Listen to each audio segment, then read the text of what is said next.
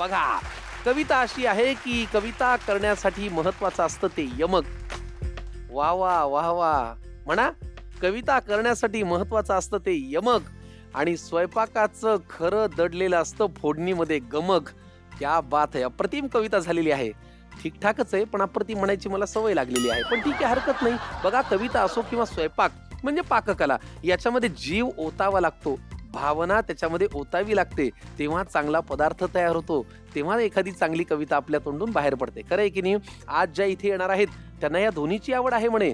चला मग, आपल्याला काय आनंदच आहे. पदार्थही बघूया, गप्पाही मारूया, जमलं तर एखादी कविताही सादर करूया. फार मनापासून स्वागत करूया गौरी कुलकर्णी यांचं.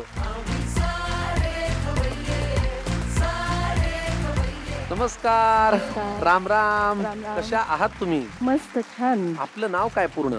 गौरी आशिष कुलकर्णी. वाह वाह. कुठून आलाय तुम्ही? मी नाशिक वरून आली. अरे वा, नाशिकला कुठे राहता? नाशिकला इंदिरानगर.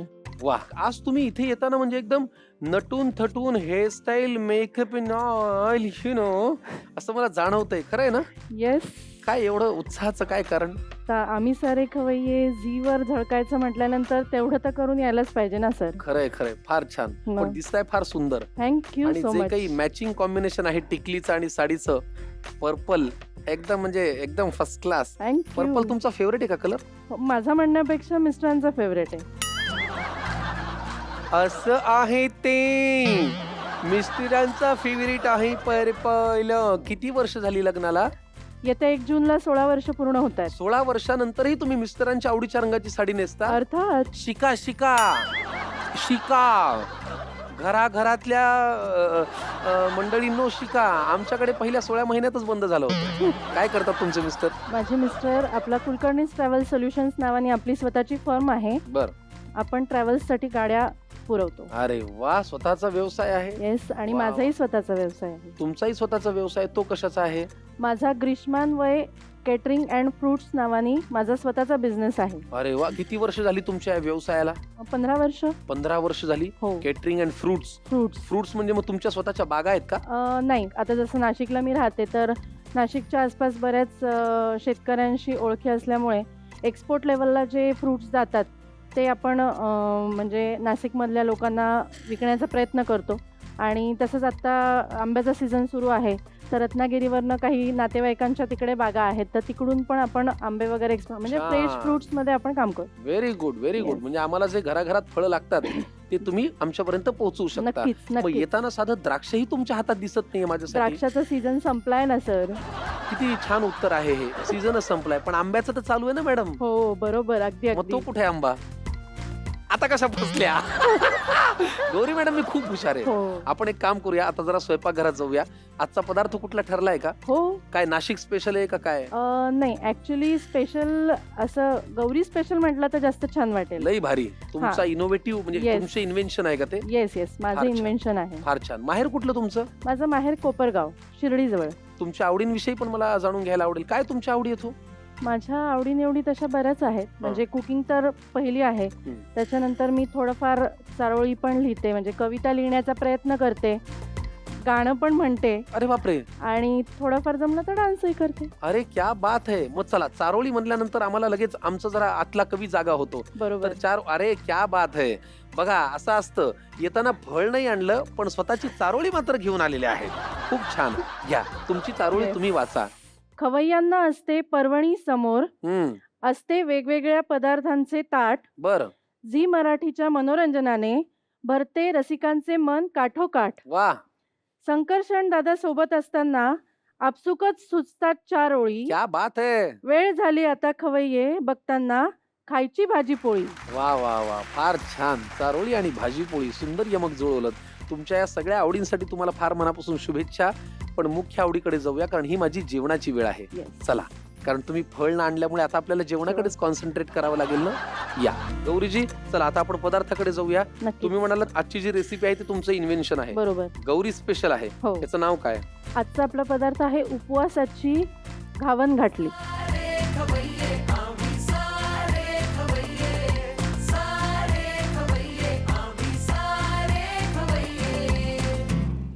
उपवासाची घावण घातली. येस. घावणं म्हणजे तांदळाच्या पिठाचं ना? नाही, हा. हे आपण करणार आहोत उपवासाची भाजणी जी असते अच्छा. त्यापासून आपण घावण तयार करणार आहोत. पण घातली काय मग पुढे? मग घाटली म्हणजे आपण त्याच्याबरोबर आपण जसं रोज पोळी भाजी खातो त्या तोच जो पदार्थ आहे तोच आपण उपवासामध्ये कसा पोळी भाजी जितकाच पौष्टिक आणि तितकाच पोटभरीचा होऊ शकेल यासाठी तयार केलेला हा मी पदार्थ आहे. छान. गौरी स्पेशल उपवासाची घावण घाटली. लागणार साहित्य घेऊन या प्लीज. उपवासाची घावण घाटली साहित्य आलेलं आहे. गौरी मॅडम, आता याचं लागणारं साहित्य सांगा. कच्च्या केळीचा किस, उपवास भाजणी, दाण्याचा कूट, उकडलेला बटाटा, ओलं खोबरं, गूळ, आलं आणि मिरचीची भरड, आमसूल, जिरे आणि मीठ. वा, हे सगळं साहित्य उपवासाला चालतं. बरोबर. पहिली कृती आपण ही करूया, थोडंसं दाण्याचं कूट खाऊया. अच्छा. तुम्ही नाही केली तरी मी करतो, कारण मला दाण्याचं कूट खूप आवडतं. बर. चला, ह्याच्यात काय करायचं पहिल्यांदा? आपल्याला सगळ्यात आधी भजी टाईप जे असतं ते करून घ्यायचं आहे. त्यासाठी आपल्याला बटाटा थोडासा, त्याच्यानंतर केळीचा किस जो आहे तो मिक्सचर करायला लागणार आहे. तुम्हाला एक छान बाउल देतो. येस.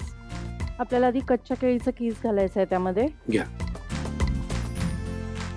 नाशिकला केळीचं पीक तसं मुबलक आहे, म्हणजे नाशिक भागामध्ये. हो हो, कारण अगदीच पाण्याचं अगदीच. प्रमाण बऱ्यापैकी असल्यामुळे बऱ्यापैकी असल्यामुळे तुम्हाला काय केळी इझिली अवेलेबल असतील. बरोबर. याच्यात काय? उकडून किसलेला बटाटा. बटाटा मस्त. बाइंडिंग साठी थोडासा फक्त. हो. आता काय? आलं आणि मिरचीची जरा जाडसर जाडसर भरड आणि मीठ. उपवासाची भाजणी. वा. आज आम्ही करत आहोत उपवासाचे घावण घाटले. गौरीजी, तुम्हाला इथे येऊन कसे वाटले? खूप छान वाटले. वा वा वा. दाण्याचं कूट पण घातलंय. येस. पाणी घालायची गरज आहे? हो, पाणी थोडंसं लागतं. बघा बरं किती लागणार आहे. बस.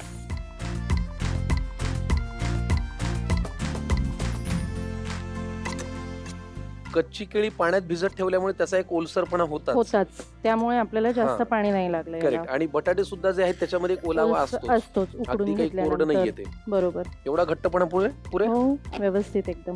आता काय? आता आपल्याला तेल कढईत ठेवायचंय गरम तेल किती लागणार आहे मला सांगा. हो. आधी आपण गॅस लावून घेऊ, मग Yes. तेल टाकू. तेल किती लागणार आहे बघा. हो, बस. बस.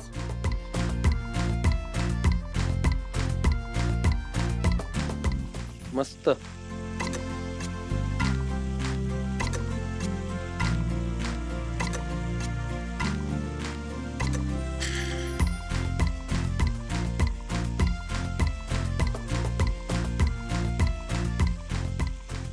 हे आपण आता काय असं म्हणता येऊ शकतं की कच्च्या केळीची भजी आपण करतो. हो, थोडक्यात बरोबर ना? असंही म्हणू शकतो आपण.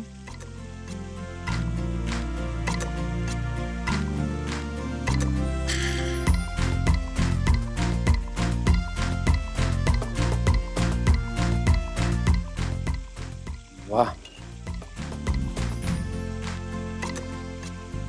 उपवासाचे घावण घाटले याच्यासाठी ही पहिली कृती की आपण कच्च्या केळीची भजी तयार करून घेतली. बरोबर. त्याच्यामध्ये बटाटे पण आहेत आणि आपलं हे पण आहे, भाजणी. बरोबर. भजी तयार झाल्यानंतर पहिली कृती काय असते माहिती का? गरम. ती थोडी थंड असताना खाऊ. खाऊया. गरम असताना खाऊ दे, नाही तर ती चटके बसतात.